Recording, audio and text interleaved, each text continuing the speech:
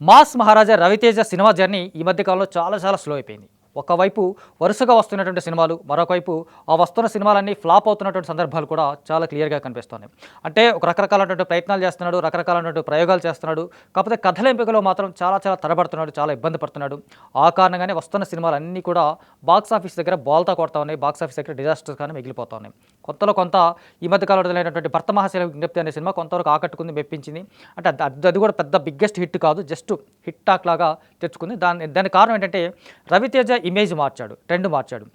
తన ఇమేజ్‌కి భిన్నంగా ఆ కథలో ఆ కథను ఎంచుకున్నాడు. ఆ కథలో భాగంగానే అతను చేసినటువంటి పెర్ఫార్మెన్స్ కావచ్చు, అతని బిహేవియర్ కావచ్చు, ఆ క్యారెక్టరైజేషన్ కావచ్చు, వీటన్నిటి వల్ల 'భర్త మహాశైల విజ్ఞప్తిలో' ఇద్దరు ఆడవాళ్ళ మధ్య నలిగిపోయేటువంటి మగవాడిగా అతని పాత్ర చాలా అంటే ఇప్పటివరకు రవితేజ సినిమాలకు భిన్నంగా, రవితేజ సినిమాలకి డిఫరెంట్‌గా కనిపిస్తూ 'భర్త మహాశైల విజ్ఞప్తిలో' కొంతవరకు విజయం సాధించాడు, ఆకట్టుకున్నది మాత్రం చాలా వరకు క్లియర్‌గా తెలుస్తున్నటువంటి విషయం.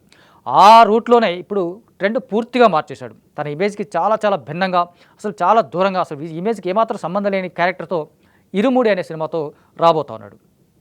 శివ నిర్వాణ డైరెక్ట్ చేస్తున్నటువంటి సినిమా అది. 'ఇరుముడి' సినిమా సంబంధించి చూస్తే కనుక లేటెస్ట్‌గా గ్లింప్స్ విడుదలైంది. ఆ గ్లింప్స్ చూస్తే గనక ఇరుముడిలో తండ్రి కూతుళ్ళ మధ్య ఉన్నటువంటి అనుబంధం మాత్రం చాలా ఎలివేట్ చేసినలాగా, హైలైట్ అయ్యేలాగా సినిమా మొత్తం ఇదే టాప్‌లో ప్లేస్‌లో కనిపిస్తుంది, ఇదే హైలైట్ అనిపిస్తుంది అనిపించేలాగానే ఈ గ్లింప్స్ చూస్తే మనకు అర్థమవుతుంది. అంటే తండ్రి కూతుళ్ళ మధ్యటువంటి రిలేషను, ఆ తండ్రి కూతురు ఆ ఇద్దరి పాత్రలు మాత్రమే కనిపిస్తుంటాయి గ్లింప్స్ మొత్తం.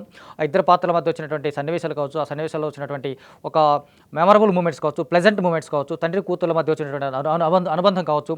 ఆ తర్వాత సడన్‌గా ఒక మాస్ యాక్షన్ సీక్వెన్స్ కనిపించడం. ఆ సడన్ మాస్ యాక్షన్ తర్వాత ఇమ్మీడియట్‌గా ఆ అమ్మాయి ఒక డైలాగ్ అంటుంది, "మందు మానేయొచ్చు కదా నాన్న" అంటుంది. ఆ ఇమ్మీడియట్‌గా ఆ మందు మానేయొచ్చు కదా నాన్న అనే డైలాగ్ తర్వాత ఇమ్మీడియట్‌గా అతను మాల వేసుకుంటాడు. అంటే మందు మానేయడానికే మాల వేసుకుంటాడా అనే ప్రశ్న చాలా మందిలో కనిపిస్తూ ఉంటుంది. కానీ నిజానికి ఆ ప్రశ్న చుట్టూనే కథ కనిపిస్తుందా, కథ వినిపిస్తుందా, లేకపోతే కథ మొత్తం ఇలా ఉండబోతుంది అనేది మాత్రం ఒక ఫజిల్ లాగాను, లేక ఒక క్వశ్చన్ మార్క్ లాగాను కనిపిస్తుంది. ఎందుకంటే ఆ పాప మందు మానేస్తావు అనేటువంటి ప్రశ్నకి ఇమ్మీడియట్‌గా అయ్యప్ప మాల వేసుకోవడం మాత్రం కొంచెం కొత్తగా అనిపించి చాలామంది అనుకుంటారు. కానీ నిజానికి మందు మానేయడానికి అయ్యప్ప మాల వేయడం ఎందుకు?